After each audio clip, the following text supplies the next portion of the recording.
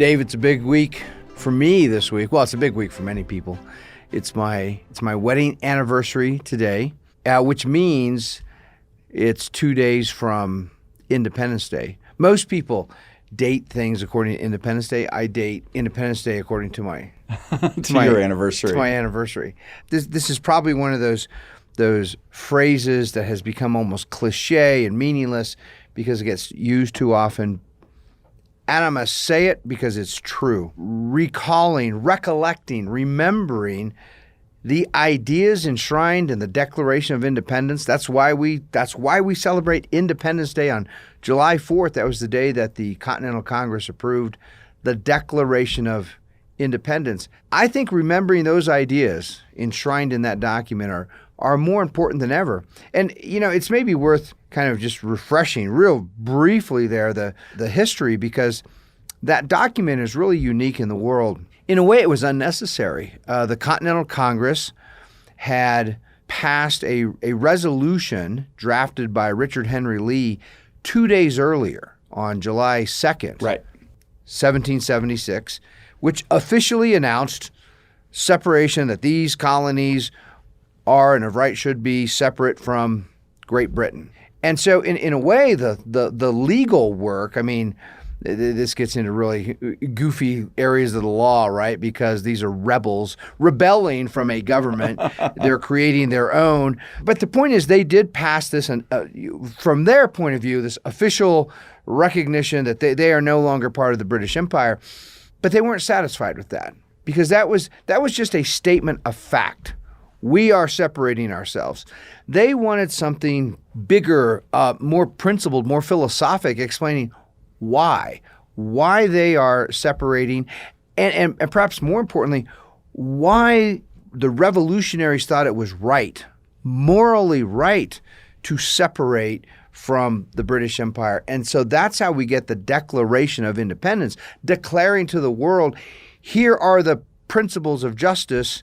Here are all these things that the king has done or failed to do, and here's why this is a morally right and justified course of action. It's interesting, and it just came to mind. But you're talking about your wedding anniversary. You just had your wedding anniversary, and you think back to the process of getting married, and usually it's a two-step process for most people.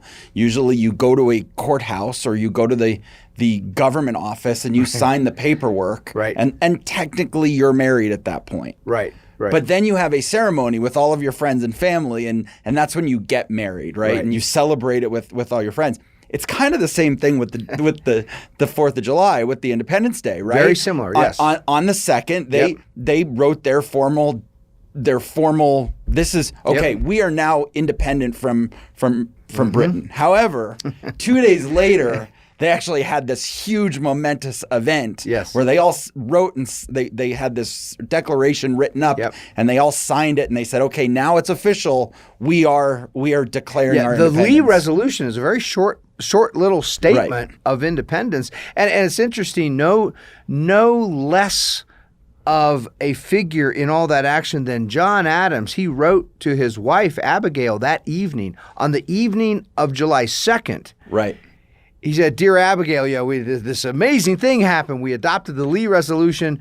For all of future time, Americans will celebrate July 2nd with fireworks and parades and everything." And it ends up being July 4th. And I think rightfully so, because the Declaration of Independence, contrary to very different from the Lee Resolution, it's a statement of moral philosophy. It's a moral syllogism is what it is. Right. It actually starts with a premise that are certain moral principles, what they call self-evident truths. And those truths are moral and political truths. And then the minor premise are all the grievances, all the things that the king has done. Right. And then the conclusion is, therefore, independence is the conclusion. And it's one of those documents, I've been studying that document for 3 decades, really most of my adult life.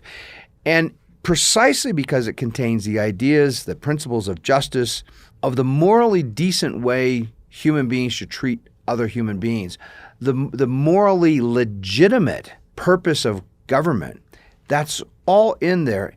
And we're on the brink today in the United States here in 2021 of forgetting those things. Basic moral principles of how human beings should treat each other, what the proper purpose of government is.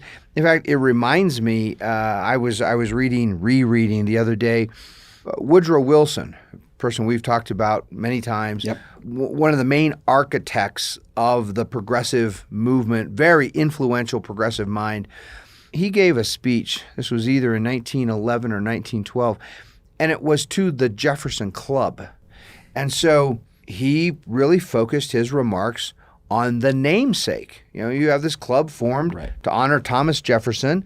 So it's an amazing speech. Here's Woodrow Wilson commenting on and reflecting on the life and work and political thought of Thomas Jefferson.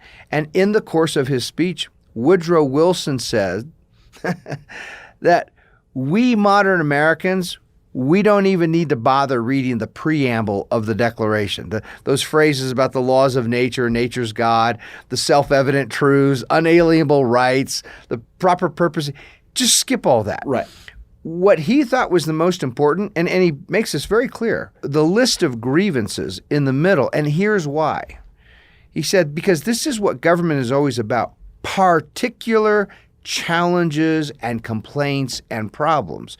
So in the case of 1776, the king and of course Parliament was involved. They did these particular wrong things. Mm-hmm. And so everything that the revolutionaries wanted from their government were in response to their complaints then. Right. And so his point is, those aren't our complaints now. We progressives, we don't have those same. Our complaints are we're not paid enough at our job, and we don't have free health care, and some people make more money than I'm making. Those are our modern progressive grievances, and so we need our government today to address our grievances, just like the founders wanted their government of 1776 to address theirs. You have to make that argument to make the living document, the argument the Constitution's a living document, right? Yes. You have to make that actual argument, because otherwise, if you look at the preamble, it basically enforces the idea that human nature doesn't change, that there are moral truths, that there are objective truths, self-evident truths, and it's really impossible for progressivism to take hold if you actually understand, respect, and take to heart those first two paragraphs. Absolutely. It's what, I wanted to comment just on maybe three of the key ideas there in that preamble. The same preamble Woodrow Wilson says we should forget. Let's not forget. Let's actually remind ourselves of these. In the very first sentence, there's a reference to the laws of nature. Right. And of course there are physical laws of it. Gravity is part of the physical law of nature. That's not exactly the natural law that they had at the front of their minds. They meant the laws of human nature. Right. And human nature, that's the whole premise, that first of all, human beings have a nature. There is a nature. Despite how much individual human beings differ from each other, and they do, you and I differ in all kinds of ways, and then when you look at the billions of other human beings on the planet, sure. I mean, there's just amazing diversity in all kinds of ways. And yet we all share a certain human nature. We have many things in common. And that nature doesn't change. What human beings are today is the same that they were 200 years ago yes. and 2,000 years ago. And it's the same that they're going to be 2,000 years in the future. Human beings always have, they always will. They'll have the capacity for reason, for choice. They can think. And they're going to have certain passions and appetites. They're going to feel temptations. They're going to experience temptations to do things that their reason tells them that they shouldn't do. That's never going to change. That's always going to be part of human nature. And so that's one of the big main premises of the Declaration of Independence. The next one is this curious phrase, self-evident. We hold these truths to be self-evident. Right. And there's a great difficulty for modern Americans to understand what that means, because we really have given that phrase a meaning that is different from what the founders meant. If one looks up in a modern dictionary, most modern dictionaries define self-evident as obvious. Something that is self-evident is obvious. Something that's obvious is immediately perceptible to anyone with normal, healthy, functioning sense perception. So, for example, the statement, fire is hot. That's obvious. It's obvious to anyone who sticks their hand in an open flame, right? Or ice is cold. Hold an ice cube and you instantly know that it's cold because you experience through sense perception. But that phrase self-evident has this old, rich, ancient, philosophic meaning that stretches all the way back to Aristotle, is the first of whom I know to talk about self-evident truths, self-evident propositions. And we find those discussions back in his works on logic. He wrote a series of treatises on logic. And then medieval thinkers like Thomas Aquinas pick that idea back up and they discuss it. That old philosophic definition is the one that Ben Franklin had in mind, our motif. Yes. He's the one who actually, Jefferson's original phrase was, make sure I remember this right, we hold these truths to be sacred and undeniable. Right. And Ben Franklin right. scratched out sacred and undeniable because he said, first of all, if you call a truth sacred, it suggests a religiosity to it. Right. And we don't want to imply that you have to have a certain kind of religious faith to understand these truths. So he got rid of sacred, and he also got rid of the undeniable because Franklin pointed out, well, anything can be denied by anybody. I mean, it might be lunacy, but someone could deny gravity. You could deny anything. And over it, he wrote self-evident. And Franklin, of course, was very well read in classical Greek and Roman literature and philosophy.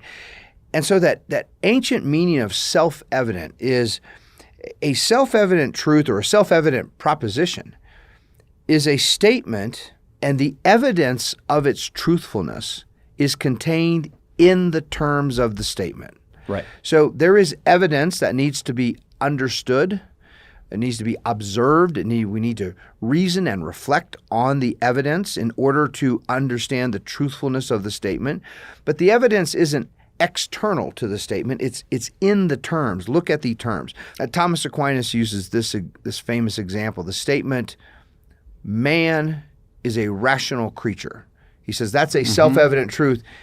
And here's the way Aquinas put it. He who says man already says or already implies rational creature, right? Because reason is the thing that separates human beings from non-human beings. So the moment you say human being, you've already identified the beings who are rational creatures. So investigate what human being means, and you come to the conclusion, well, one thing they all share is the capacity for reason. I'm going to slightly tangent this, but it actually, I don't remember where I was, but somebody posed this philosophical question to me based right on that, actually over the weekend. Yeah. They said if there's been all this talk about UFOs lately, right? I don't know if you've seen a little bit of this. And I was actually with a few of our one was a chapter docent of one of our chapters, was a chapter president of another chapter.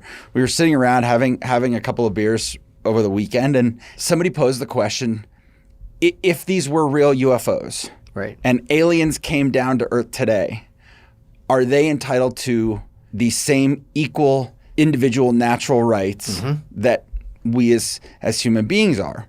And it's sort of the same process, right? You go through that same self-evident process. Right. I said, well, to me, the first question I would ask myself is, can these aliens reason? Yeah. Can they use reason? And I said, generally, it would be hard to imagine somebody being able to travel from one planet to another without being able to reason somehow, right? Nobody is going to create a spacecraft that they can travel through vast amounts of space and find the one planet that has life and their ability to survive on it and land on this planet without having some sense of reason. So I said, well, if they're able to land here, in all likelihood, they have reason. So therefore, yes, they Although are. We do have to remember, we did learn from Sigourney Weaver in the very first Alien movie that once in a while there are alien creatures just being jettisoned through space. If you remember the very end of that show, the alien gets sucked out of the spaceship and just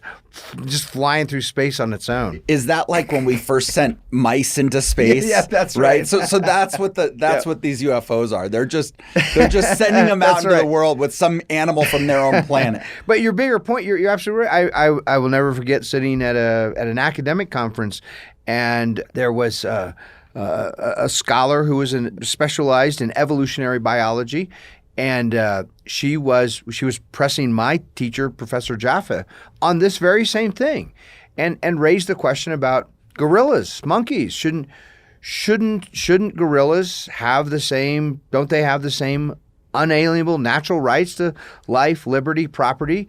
And Professor Jaffe responded. He said, absolutely. The moment a gorilla can articulate a rational understanding of its own property, right, then an awareness of the same property rights other people have, then that gorilla would have the same unalienable individual rights. And there is a sense that to an extent they can think in that way, right? But it is that last step, that ability to verbalize it, right? There is some sense among certain monkeys, apes, gorillas within that group in the animal kingdom that they have some respect for each other's property or space or whatever else. But there still is that dominant instinct that takes over. Very much. And that's what we always talk about when we talk about Aristotle's God versus beast. Yes. If you can't reason your way and articulate your way to say, I know my instinct wants me to do this, but I'm going to let reason take over and control it, and I'm going to explain to others why, so that we as a society, as a group of individuals, can all respect each other's property. That's when you become... The ancient Greek word logos it has several meanings. It's the word for word. Logos means word. So when you look, for example, at the New Testament, which was originally written in Greek, it says, in the beginning was the word. It's logos. That's what actually appears there. Logos also means reason. That's where we get the word logic from logos.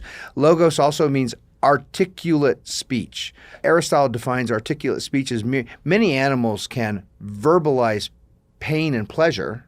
You know, you can pet a cat and it'll purr, right? It'll make it likes that. It'll make a noise. An animal's in pain, they'll squeal and scream and make terrible sounds. But there's a difference between articulate speech, which is the ability to actually make arguments, to start with a premise, to reason through to a conclusion. That's the product of a rational mind. So when the Declaration of Independence asserts these self-evident truths, it is borrowing from this long philosophic tradition. And a self-evident truth, it is precisely not obvious. It's not immediately obvious. Think of the Declaration. We hold these truths to be self-evident, that all men are created equal, that they are endowed by their Creator with certain unalienable rights, among which are life, liberty, and the pursuit of happiness. Well, those are self-evident truths. They were not obvious. Today, they're not obvious to many people. In 1776, they certainly weren't obvious to George III. Right. I mean, he genuinely believed he had more rights, more natural authority than his subjects. You know, think of that word, subjects. Subjects lived under kings, not citizens, not self-governing free citizens, subjects. And so a self-evident truth it's not obvious to people. It's true because the truthfulness is contained within the terms of the proposition itself. And here's one of the most important things about self-evident truth. A self-evident truth is true and remains true regardless of how many people know it or understand it or believe it or agree with it. That self-evident truth that every human being has the same individual unalienable rights, that was true when no one knew it. It was still true. Human beings still had it. And so all these ancient wrongs like slavery and murder and theft, these were still wrong even when people were not aware that they were wrong or were not aware of why they were wrong. And our job this is part of the great hope of the Enlightenment in the American founding, was that we can teach these self-evident truths to more people so that more people will become aware of these things. It kind of reminds that optimism, we see it in, there's a beautiful letter. This was on the 50th anniversary of the Declaration of Independence. So the Declaration was 1776, 50 years later, it would have been 1826. The author of the Declaration was still alive, Thomas Jefferson. He was an old man. I thought that was the day he died. Well, so here's it is. Did I ruin the story? No. Okay. Wait, a little bit. You stole my thunder. So leading up to the 50th anniversary, the mayor of Washington, D.C. was planning a big 50th anniversary celebration of independence and invited the still living author, Jefferson, to come and attend and give some remarks or something. Now, Jefferson was in terrible shape. He was sick. Right. He was broke. He had just lost a granddaughter. He was bad in all ways. He declined because of his failing health. And as you just mentioned, he would end up dying on July 4th. I mean, many people at that time and since think that is providential. I don't know if that was I don't know if that was God at work there, but if it was a coincidence, boy howdy, what a coincidence, right? That he dies 50 years to the day of the Declaration of Independence. And then add into the fact that his biggest political rival died on the same day. John Adams, right? Yes. Who helped helped in the creation of the Declaration of Independence. So Jefferson declines, but he responds with a letter. It's a letter, people can look this up. The letter is to Roger Weightman, Weighttman, and it's in June of 1826. It's a beautiful letter. And among the things that Jefferson says, he said the purpose of the Declaration was not merely to announce the formal separation, though that was an important part, but also, he said, to open the eyes of the world for everyone, to burst the chains of monkish ignorance and superstition. What a great phrase, isn't it? Think about it. For a century and a half, certainly throughout Europe, people had lived under when he says monkish ignorance, that's kind of a slam on the church. That's a slam on centuries of theocracy and religious persecution and violations of property rights and individual liberty rights that had been done in the name of Christianity and religion, but really was just an excuse for injustice. And in the same letter, Jefferson he's describing the meaning of the Declaration, that it is a signal to the world of the palpable truth. That was his adjective, not just a truth, a truth that's touchable. You can feel it. It's palpable, that the mass of mankind has not been born with saddles on their backs, nor a favored few booted and spurred, ready to ride them legitimately by the grace of God. Come on, it doesn't get any better than that, right? That's what that self-evident truth of equality means, is that, right, I have a right to my life, my freedom, you have a right to your life, your freedom, so does every other human being. We have no right, none at all, to command another human being, to control another human being, to take what maybe you produce something that I really want just because I want it. Maybe I need it. Maybe you have something I really need. That doesn't give me any right to go steal it from you, or to vote for politicians who go steal it from you and give it to me. And that kind of leads us to the third big point in that premise of the Declaration. Yeah. Before you go on to that third, let's keep in mind, that's also, for anybody who says Thomas Jefferson had slaves and therefore he's a bad person, he believed in slavery, and you talk about taking from people, but that specifically points to you do not have the right to get what you want or need. That's right. Riding the back of somebody else and forcing them to do it by kicking your spurs into their sides and saying, you're going to go do this. It's an incredibly poetic, beautiful metaphor. The way that speaks to slavery itself. Yes. It is undeniable to think that Thomas Jefferson was vehemently against slavery. Jefferson hated the institution. He had serious doubts whether black people and white people could live together peacefully in a regime of equal protection of laws after what had happened. After 150 years of slavery that very much ran along racial skin color lines, Jefferson had doubts, as did many people. I mean, it was a huge question. Can these groups of people actually live together as fellow citizens? I mean, Abraham Lincoln had many of the same doubts, who also deplored the institution of slavery. He knew we got to get rid of slavery, but if you ask Lincoln, do you think black people and white people can live together after this long history of slavery? Lincoln had his doubts. He said, I don't know. I hope so, but I don't know. There's so much anger and sense of revenge and hatred. I don't know for sure. But it also points to this really important moral fact, a moral fact when critics think of all the writers at the 1619 Project and people like that. They will very often say, well, all those words from Jefferson really don't mean anything because those black slaves didn't have rights. Look at how they were being enslaved. It was terrible. They completely miss the most important concept in the Declaration of Independence, the biggest part of this self-evident truth, which is that all human beings have these rights are unalienable. They can't be taken away, and that includes those black slaves.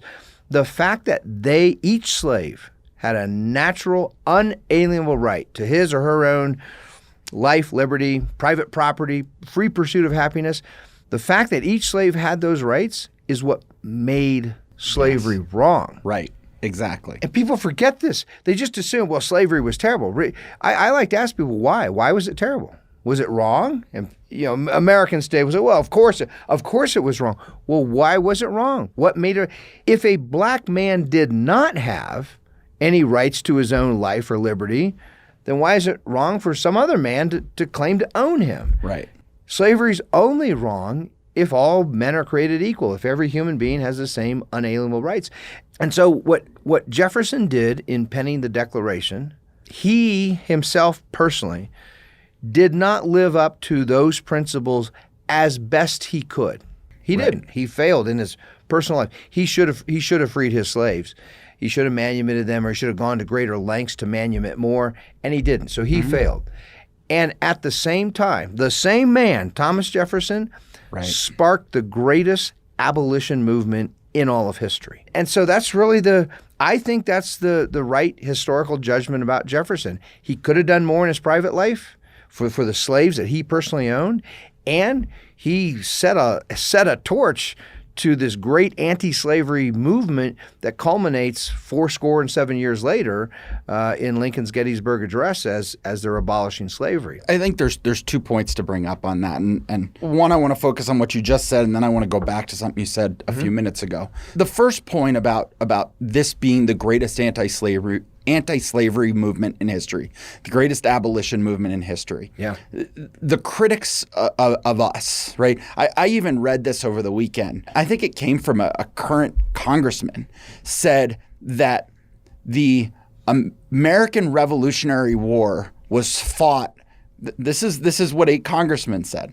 The American Civil War or American Revolutionary War was fought because the British were on the path to ending slavery, and the American revolutionaries didn't want to. I mean, this is literally what our elected servants, our elected officials are out there claiming, the people from the 1619 Project. And I want to make that connection because that's one of the central arguments that the 1619 Project makes, and in particular, the lead writer, the lead author, Nicole Hannah-Jones, who was just recently, she was first offered a position at the University of North Carolina without tenure, and then she complained about it. She wanted immediate tenure. Then they offered her tenure, and one of our guardians just sent me a note. I got the same thing this morning. A message, a little story that she's now declined. Yep. She's going to go teach at Howard University with instant tenure. Right. And this is a woman who has no PhD. She has no terminal degree. She's never taught before. And I don't think she's ever published in any sort of academic refereed. It's one thing to go spread lies in the New York Times. That's one thing, but that shouldn't be the basis of tenure at a serious university. But this is one of her claims. Nicole Hannah-Jones makes the argument that the Americans launched the revolution to protect slavery from the British, when the truth is 180 degrees the opposite. One of the complaints Jefferson lodges in that list of grievances is the fact that the colony, the English colony of Virginia, had attempted to restrict both the importation of slaves from the slave trade and also the domestic buying and selling of slaves. And you know who stopped Virginia? Parliament. Right. Parliament. They wouldn't let their own colony do that. So I bring that up too because I want people to understand the foundation of that argument, right? Mm-hmm. And I hear this from people on the other side all the time. They say, well, the British outlawed slavery before the Civil War ended, right? So so the British did it first. So clearly it was more important to them. And you often make the argument that it took 9 centuries for the British to actually do that. So I like to date things from the beginning of a regime to the time they ended slavery. Right. And if you look at that, it took the British a long time. But there's another argument, and we've talked about this on these podcasts before, but there's another argument that there is a difference in the way that slavery ended between the two regimes. Mm-hmm. In the United States of America, slavery ended because we all agreed on the fundamental idea that all men are created equal, and therefore slavery is wrong.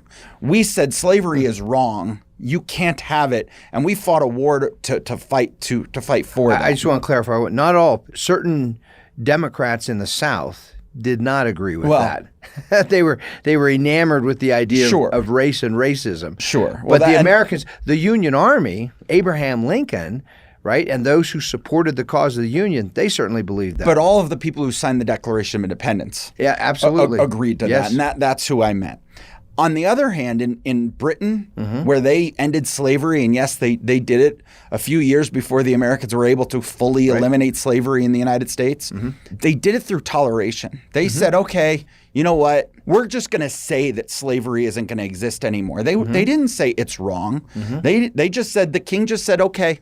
At the Parliament, and the king just said, okay, we're not going to allow it anymore. Yep. We're going to tolerate you. But another king could have come along at any point in time and said, you know what? I think slavery was a good thing. God wants slavery, and we're going to go back to it. And there was no reason that couldn't have happened. Yeah, in fact, that points to one of the big challenges, and another big difference are just the difference in the institutions. In the United Kingdom, you had a parliamentary monarchy, right? Headed by a king who could issue decrees, that had the power of law, simply issue decrees. In the United States, you have a constitutional republic that features federalism, that grants only a few powers to the national government and reserves all other powers to state and local governments. And there was no power granted to the national government to abolish slavery. It was not constitutional. So here in the United States, that meant working to abolish slavery. You had to work state by state, right? And that process started immediately after the Declaration of Independence. States in the New England area, New York, Pennsylvania, throughout that whole region, start to abolish slavery in the years and decades after the Declaration of Independence. But it's hard to compare. We didn't have a king who could just wave his hand and issue a decree and say, now instantly slavery is illegal throughout the United States. Right. So the other thing I wanted to go back to was you made the comment that Jefferson had concerns about whether black people and white people could live together. Abraham Lincoln had the same concerns. I think if you look at society today, that's our great challenge. I don't think at this point that they were wrong. I think there's still questions. I think that is still a question. We went through a period right after the Civil War, where you had Southern Democrats saying, absolutely not, we are not, well, even it was upon the election of Abe Lincoln. Yeah. We will not agree to live side by side equally with the Southern white Democrats. We will not live side by side equally with our black slaves. Yep. Then you fought the Civil War. It became the law of the land. And they still said, no, we will not. And you had the rise of things like the KKK and Jim Crow laws and all of those types of things. And then we never really got to a point where anybody said, okay, we're all good now. We're all going to live side by side. And I think what we're seeing today is it's gone full circle. Yeah. We are seeing black students on campuses demanding segregation. Right. Segregated dorms, segregated graduation ceremonies. Correct. Yep. We have congressmen demanding segregation. I mean, we have people demanding. There are even people out there in elected positions demanding white slavery become a thing. Right. So, well, and I just for our we're the Vino Veritas Society it's a fun social society, but it's also it's an intellectually serious place, and I want to make sure our members understand this. So here's the real truth about Jefferson and Lincoln on these things. Jefferson entertained serious doubt whether or not black people and white people could live together in North America, including part of his doubt. He did not know if black people of African descent had the adequate intellectual and moral abilities. He never said they didn't. For him, it was very much a question. He didn't know. He had never observed large numbers of black people of African descent governing themselves and living virtuously and responsibly. So it was a question for him. At the very same time, Jefferson was absolutely consistent throughout his life. All human beings, including Africans and people of African descent, certainly have the same rights, the same natural right to their life, liberty, and property. For him, it was more of a cultural question. Can these different groups actually live together? Well, think about what he had been observing with the African slave trade, right? I mean, he is observing a group of people who were living on a continent that was very tribal, that were kidnapping and enslaving each other. Yep. They were constantly at war with each other. They were enslaving each other. Yes. And they were selling their own people and putting them on boats and shipping them across the Atlantic under horrible conditions, knowing several of them were going to die. Yep. And their only justification for keeping them alive was financial. Right. If that's what you observe about a scenario, it's the same thing we observed about the British, right? Very much. And then if someone asks the question, well, can those people who are kidnapping and selling each other into slavery, are they capable of living virtuously and governing themselves? Jefferson had some reasons to say, I don't know. I haven't seen it yet. I would have loved to have, obviously, we'd all love to have conversations with Jefferson and Washington and Adams and actually pick their brains. Right. I would have asked the question, is it capable or is it willing? Right? Yeah. I think from everything Jefferson ever wrote, I would say he would believe that they were capable. That they are human beings capable of reason, and therefore they are more than capable. It's, are they willing? That speaks to the idea, and I'm going to use a term, it's a little unusual for me, the idea and the art of self-government. Self-government in a political sense, not for an individual, but in a political sense, for a political group, a political regime, self-government does not mean a few lording over and controlling and abusing and misusing the many. Self-government means we together as fellow citizens, we come together and we establish a few basic laws that we agree on, that we agree are right. We all agree no murder. Someone's murdering, they should be punished under the law. No stealing, right? Some basic laws that we agree upon, and they should be few, and they should be simple, and they should be easy to read and understand. And then outside of that, we're all just living our lives and raising our kids and running our businesses and worshiping God as we choose to worship and doing the things that free human beings do. The question is, are people willing to engage in that kind of art of self-government? Some want to control others and lord over others. They're not willing. They might have the capacity for self-government. They don't really want self-government. They want tyranny, and they want to be the tyrant. Mm-hmm. So it's very much a big question. In the case of Lincoln, Lincoln expresses no doubts on the abilities, the faculties of different people based on skin color. He does express doubts based on the history. That someone, he says, clearly we see this growing racist attitudes on some white people. They look down at people with dark colored skin because they associate them with the slave class. And then Lincoln just speculates. He says, and what kind of hatred and anger is there on the part of black people, on the part of black slaves? Do they want to live peacefully with the very same people who used to enslave them? Or are they going to seek revenge? I mean, that's a legitimate question to ask someone who's gone through that kind of terrible injustice. Both Jefferson and Lincoln agree that the only way it can work is if we come together as a common people, right, as fellow citizens who agree on certain common virtues that we will all cultivate and exercise and will govern ourselves. We distilled it down to 4 at the Vino Veritas Society: self-restraint, self-assertion, civic knowledge, and self-reliance. Right. And this is the point of Lincoln and Jefferson. If everyone comes together and agrees this is what it means to be an American, it's not about your skin color or who your ancestors were. It's about loving freedom, wanting this to be a regime of liberty, all of us exercising and encouraging each other to be virtuous and responsible citizens, then it might be possible. And if they were right, if Jefferson and Lincoln were right, then we're doing something terrible today, because many Americans are not encouraging us to live together as fellow citizens and exercise these common virtues. Instead, everything is becoming increasingly tribal, where we say different groups, whether it's based on skin color or sexual preferences or income levels, different groups should get different perks. Some have different burdens and obligations, right, to pay for others.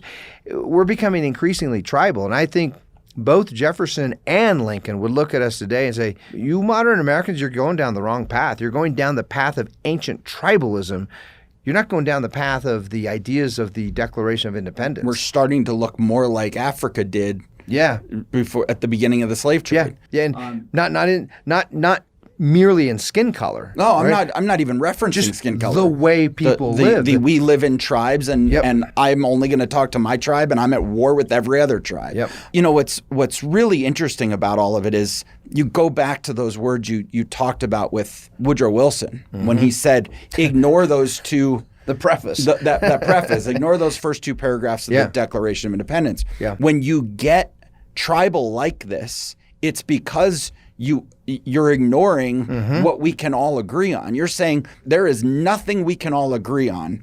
I want you to ignore the things that we should all have in common. And then all of a sudden you take that and fast forward. So I'm trying to do the math real quickly. Wilson was the mid-teens. Yep. Fast forward. I think that speech was in 1911, so that would be 110 years ago. So 64 was the Civil Rights Act. Yeah. Right? So we're talking 53 years. 1964 was the Civil Rights Act. Right. Yeah. So from Wilson to Lyndon Johnson in 1964, 53 years later, we started telling people, guess what? You're not capable. Right? I used that word intentionally earlier. Would Jefferson have said capable or willing? And I think his question is, are you willing to?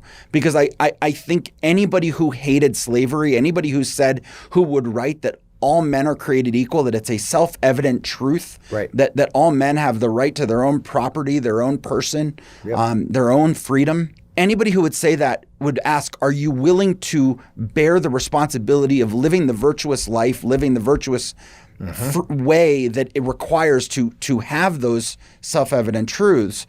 Then in 1964, you have the Democratic Party beginning to say, you are incapable. If you don't elect us, if you don't empower us as your government. Let us be your leaders and empower us. You're not capable. You're not going to live an equal life. You have no ability. And then anybody who fights back against that starts to come across as the racist, come across as the person who doesn't want, who wants to promote tribalism, who wants to promote all these things. Boy, that's so important. I want to emphasize there. I encourage our listeners to step back and look at that.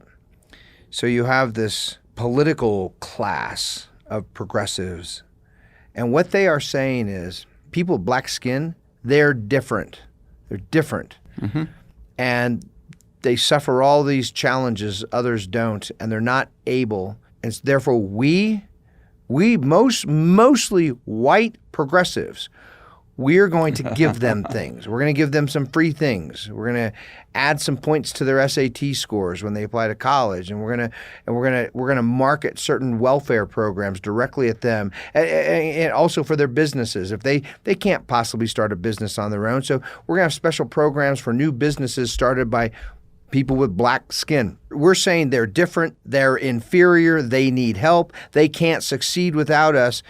And the moment someone objects to those progressives, the progressives turn around and say, "You're racist." Right. And it's like, wait. You're the one you progressives are the one you have singled out this group, and you are describing them as if they are eternal children who can't make their own choices and can't be self-sufficient.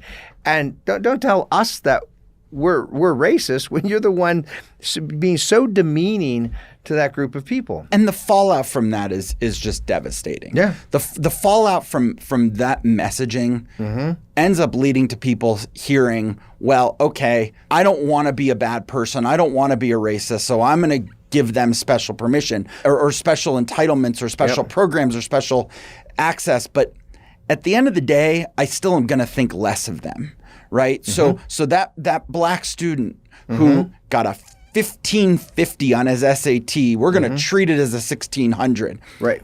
A black student or a white student, I don't care who you are. If you got a 1550 on your SAT, you're pretty smart. You're pretty capable. Right. You don't need that extra point. Right. But the minute that teacher who they get that very first semester of school, they don't know what their SAT scores were. Yep. And they sit there and think, well, I know we're doing special things to get more black students into this classroom. I'm not going to expect as much from them. This has been one of the lifelong complaints of Clarence Thomas, and he really is echoing a concern that this goes all the way back to Booker T. Washington. Even though there wasn't a modern sort of affirmative action, programs in the days of Booker T. Washington, but Booker T. Washington was concerned about this, and Clarence Thomas has voiced concern about this many times. That once you embrace the idea of affirmative action, then anything a black person does, it is bound to be surrounded by doubt, by suspicion. Did they really earn that, or are they in that position because of some special boost that nobody else got? It's one, I will say this, it's one of the things that I think attracts so many Americans from so many different backgrounds, like to things like sports, where the competition is public. Everyone can see. There's no hiding it. If you're not the best shortstop or catcher or pitcher or quarterback or center in the NBA, if you're not the best, it's going to be obvious to everyone. They're going to see that the guy next to you is actually better. But Clarence Thomas is right about that. That is part of the regime of tribal affirmative action. Is it creates this doubt, which leads in this kind of this sort of diminished view. Well, that person probably is just not because they're the smartest or the most talented or the most qualified, but because of the color of their skin. And that's the opposite of liberty. One of the beautiful things about a real regime of liberty, where everyone is protected by the law, and then we say, go make the most out of your life that you want, is those who accomplish and achieve. We know that they accomplish and achieve by their talent and by their skill, not because of some crooked deal. And all of this leads to, sort of the big capstone, the big political capstone in that preface of the Declaration that Woodrow Wilson says we should just ignore.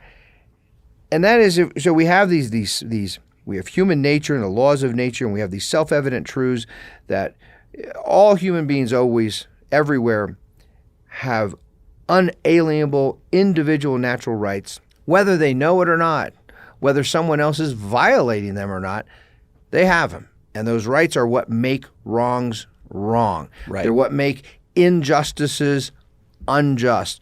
And therefore, the purpose of government is one simple thing: to protect those unalienable rights. We have them, but there are often nefarious people around who want to violate them, who want to steal from us, who want to take something or hurt us in some way. And government's supposed to make sure that you are secure in what is naturally yours. And there's a big underlying economic result from all of that we didn't get really time to get into today. But that is, without the protection of private property, with the government just controlling what's happening, you have mass inflation, you have shortages, you have all of these problems that make everybody's life more difficult. Yeah. And what you end up doing is you end up hurting the people you're really trying to help. And we're seeing a lot of that right now in America. You're absolutely right. And there's a I think maybe our listeners now are hopefully they're starting to see there's an entire, not just a whole political theory, but a whole political way of life that spins out of the Declaration of Independence. If all of us have these natural rights and we come together and say we're going to form a regime, a government, and we're going to be citizens of it. Now, people around the rest of the world, they too have their unalienable natural rights, but the government we're forming, its purpose is not to protect their rights. They're free to form their own government.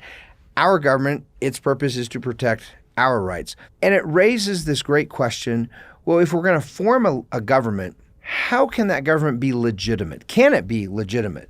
Basically, throughout history, and including the history of political philosophy, there have been two prominent answers to that question. The ancient answer was, whoever controls the army, whoever's strong, that's the legitimate ruler. Right. And they would give themselves all kinds of exotic titles: Caesar, Pharaoh, king, emperor.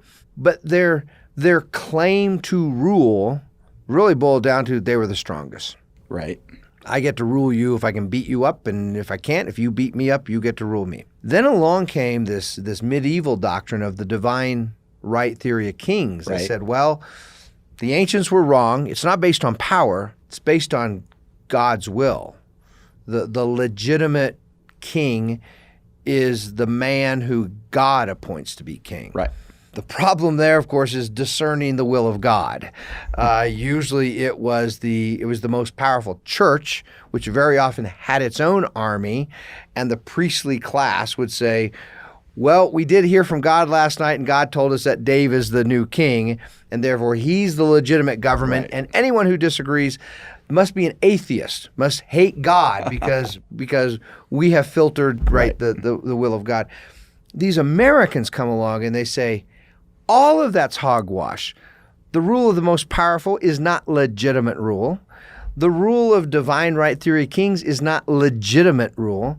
The only way a government can be legitimate is if it's based on the consent of the governed and it achieves its purpose of protecting the individual rights of all citizens. Right. We have to have both those things: consent of the government and equal protection for equal individual rights of citizens. That is revolutionary in the history of the political history of the world. And to think that we have modern progressive ninnies sitting there saying, well, those founders weren't perfect. They didn't do everything perfect enough, or they didn't act fast enough, or whatever their complaints are. When you look at the founding, you look at the Declaration of Independence and everything it represents compared to all prior history, my response is, wow, that is mind-blowing how beautiful and how good that actually is. As we wrap up, I'm gonna play into the progressive conversation a little bit. Yeah. I'm gonna think like they do for a minute. Yeah. And their response to us is, well, you guys have talked about a bunch of old white men talking about this. You talked about Thomas Jefferson, talked about Abe Lincoln, you talked about Woodrow Wilson. They're all a bunch of old white men. They can't possibly understand what a black slave or a black recently freed person coming through Jim Crow Yep. could possibly understand. And there's somebody you have a bit of expertise in that would have vehemently disagreed with them, and that's Frederick Douglass. Yeah. And Frederick Douglass spoke beautifully about how much he loved the Declaration of Independence. Yep. So I thought, what a great way to finish than to, if you're willing, share some of Frederick Douglass's thoughts on the Declaration of Independence, the founding of the country, and what he thought of the 4th of July. Yeah, he thought the ideas of the 4th of July, the ideas of the Declaration of Independence, were beautiful and good and absolutely true. And he encouraged fellow citizens, including fellow black citizens, including black slaves. If someone doesn't like Jefferson, and Frederick Douglass, he spent a lot of time studying the biographies of the founders. He knew their stories, and he knew all the allegations against Jefferson. He knew Jefferson's history of owning slaves. He knew the allegations that Jefferson allegedly fathered children with slaves, all these things. One of Frederick Douglass's point was this: Jefferson said, "No human being has the rightful authority to rule over another human being without the other's consent." Is there a black person in the world who disagrees with that? And what would that argument be? How would one make that argument that some people, you would have to make the argument that some people do have the rightful authority. And Frederick Douglass saw through all the messiness of people trying to live up to the principles, the ideas, and failing. He saw past that to the ideas themselves. Right. And he said, those ideas, that's right. Those are moral, self-evident truths. They are eternal. There is no making progress. We can make when we think of that whole progressive emphasis on progress, part of Douglass's teaching was we can make progress in some areas of life. Certainly, think of the world of technology. Everybody wants the latest smartphone because it's probably going to be better than we can make progress. But in terms of foundational, fundamental moral principles, theft is wrong. Taking from someone else what doesn't belong to you, that's wrong. There is no progress to be made past that. All we can do is understand the idea, understand the concept, and then we can make progress in trying to live up to it. Right. Because we all fall short of these things, so try to be better ourselves. But the ideas themselves, it would be like someone saying, there are 180 degrees, the interior angles of a triangle. Now let's make progress beyond that. There is no, right. That's what a triangle is. All we can do is understand it and apply it and use it in our own lives. Same with moral principles. And so, the life of Frederick Douglass is amazing because this is a man who is, he knows the horror of slavery firsthand. He's born into that. And he runs away and he becomes one of the most articulate, poetic, influential abolitionists. He has this fascinating life. He trains under William Lloyd Garrison. He's approached by John Brown. Right. John Brown wants Frederick Douglass to pick up guns and go start shooting slave owners. And Frederick Douglass is he's a brave man and he's out there, but he thinks John Brown is a little too much on the crazy side. John Brown scares Frederick Douglass. But understandably, Frederick Douglass had doubts about Abraham Lincoln early on. He wasn't convinced that Lincoln really embraced the principles of the Declaration of Independence. So even that is interesting, right? He doubts Lincoln because Douglass is judging people and policies and actions against the standard of the Declaration of Independence. Right. That's his standard. That's his North Star. That's his rock. If you align with those ideas, you're gold. You're good, according to Frederick Douglass. If you waver from them, you're a big problem. That's that spirit of Frederick Douglass. That's what's missing in modern progressive America. That's why we started this podcast saying it's probably more important than ever right now today to remember those ideas enshrined in the Declaration of Independence. And you're right. There's no better way to get back to those than through Frederick Douglass. Well, so for that reason, we will continue to fight for the American idea. We will continue to defend the American idea. Yep. And continue to be the guardians. Till next time. Nos Nos somos custodes.